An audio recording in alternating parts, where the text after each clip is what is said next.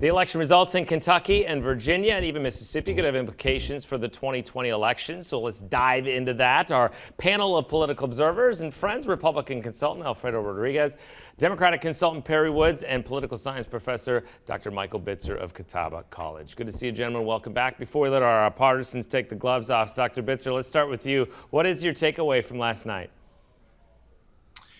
I was surprised by the turnout, particularly in Kentucky. I mean, it basically blew all the turnout rates. You have to go back to 1995 to see that high of a turnout rate.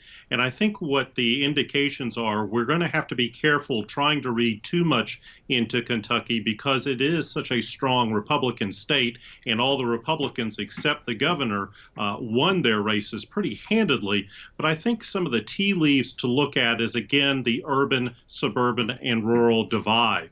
And I think if a state like Kentucky swings from 30 points going for Donald Trump to now just barely for the Democrats, it is a sign of mobilization, energy, and that kind of aspect is certainly going to play into 2020. All right, Alfredo, it's a lot of the headlines are saying, he went there for Bevin in Kentucky. We saw Virginia flip. Are you concerned as a Republican heading into 2020? Not at all. I think Democrats obviously need to dial back the enthusiasm. They're clearly cherry picking a few different results to make false assumptions on what 2020 will look like. Let's take Virginia, for example. Unless you've been sleeping under a rock, you've seen this coming. Virginia's been trending from purple to blue for quite some time now. Look at the governor, for example. You have a governor who is marred in scandal of either wearing a Ku Klux Klan hood or a blackface in a yearbook photo, and there's no remorse from him or no consequence to his actions. And then in Kentucky, you have the son of a former governor who's running for office, who refuses to admit that he supports the Green New Deal, refuses to admit that he's going to eliminate thousands of coal jobs in eastern Kentucky, and that he supports the $52 trillion socialist agenda that Elizabeth Warren is putting forth with Medicare for all. Yeah, Perry's Barry holding on here, so we got to let Perry go. No. Listen, Tip O'Neill once said, all politics are local. And much of what last night showed is almost the opposite. All politics are becoming national. That said, any candidate, any Democrat who only talks about Trump and any Republican who only talks about impeachment does so at their own peril. I agree that we shouldn't read too much into what happened yesterday, other than there is enthusiasm, in many ways more than what happened in Kentucky and in Virginia. Look at things like Bucks County and Delaware County, Pennsylvania, and local races there, or other places where, like Columbus, Indiana, where they won the city council for the first time in over 40 years. The soul of our country is going to be on the ballot next year, and anyone who tells you they know what's going to happen is really, frankly, just making it up. Because every president for the last 50 years at some point was never going to be president. Well, a lot of people are making money, though, making those That's true. guesses. That's so true. I don't think we'll see a stop that. Dr. Bitzer, I'm fascinated by Virginia in one aspect. This is a significant turn over time, but it was just a decade ago, it seems like we were talking about this. So it makes me wonder about North Carolina, say, 8-10 years from now here. Are we looking at Virginia about what North Carolina is going to eventually become based on our growth? I think that is potentially the case. I've always said that North Carolina seems to be either 2 or 3 election cycles behind Virginia. And if you want to continue going in throughout the South, Georgia seems to be 2 or 3 election cycles behind North Carolina.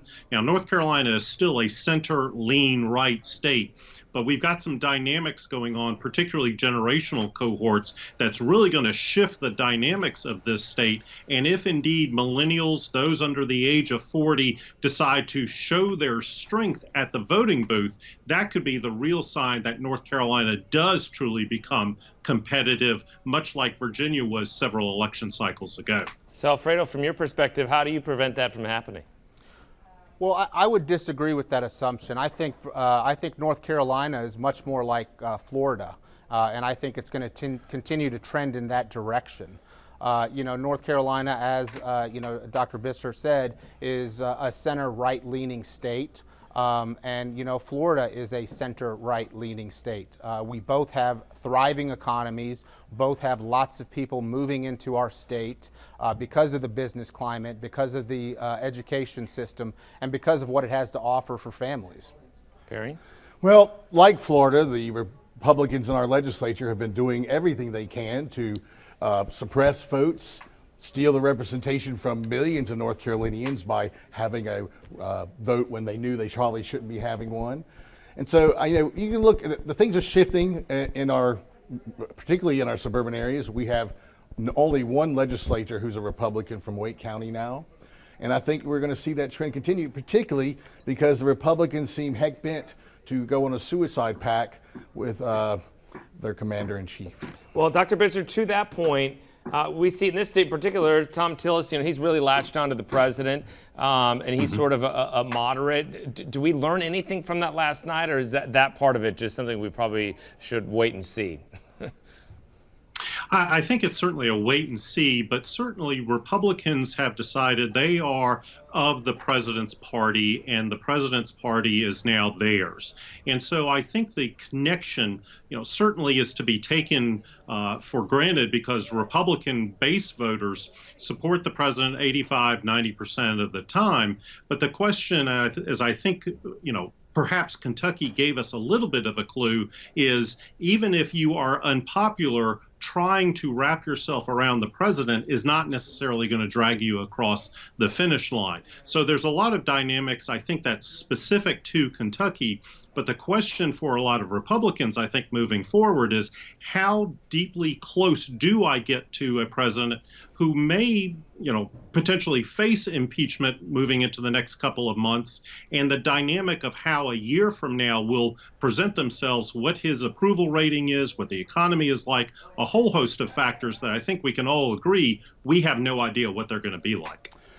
Our forefathers' greatest fear was abuse of power and foreign interference in our elections and our affairs. In fact, Madison in the Federalist Papers talked about a chief executive, a president, who betrayed our country to another country. And so that's why we have the impeachment process in the Constitution. And at some point, my friends on the other side are going to have to come to the grips with the idea and answer the question: is it okay to extort an ally who's vulnerable because he's being invaded by an adversary in order to get them to interfere and involve themselves in our affairs and our elections? Just interfering in our elections is enough. And so they're going to have to decide whether they want to be Americans and stand up for the Constitution and their oaths of office, or are they going to be Republicans first? And, you know, we'll see. I fear our constitutional republic, frankly, is in jeopardy. Well, I think what they need to.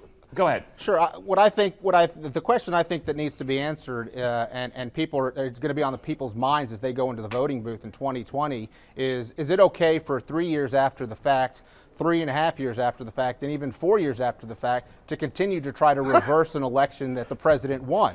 And the answer is no. Now, if there's a lesson to be learned from yesterday, I think Republicans are going to have to start talking about issues that they don't traditionally talk about. I think health care is one, and I think that the Democratic presidential candidates have given us a path to victory with this $52 trillion Medicare for All agenda. It's not going to save anybody money. It's going to drive up the cost of health care, and it's going to drive businesses passing on that expense to their employees. All right, Perry, I know you want to jump in, but we're out of time. We're not going to solve the healthcare crisis on this show tonight. I'm sorry. I know we wanted to. No, it's okay. Guys, good to see you. Thank you so much for your analysis and expertise as always. Time for first break. Coming up on Capitol tonight, a new report shows how North Carolina could play a major role in the Electoral College vote in the next presidential election. And later, a refugee now living in North Carolina tells us his story about living in war-torn Syria. We'll be right back.